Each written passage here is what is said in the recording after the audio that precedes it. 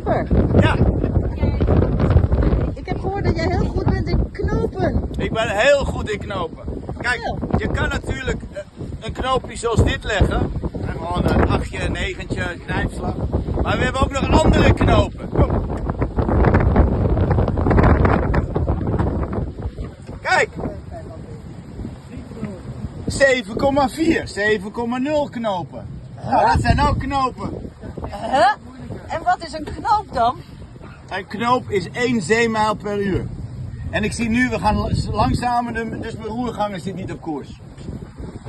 Maar hoeveel kilometer is dat dan, Schipper? 1 zeemijl is 1,82 kilometer. Oftewel, 7 knopen is ongeveer 13 kilometer per uur. Wauw, dat is nog eens een andere manier van knopen leggen. Zo simpel is het leven.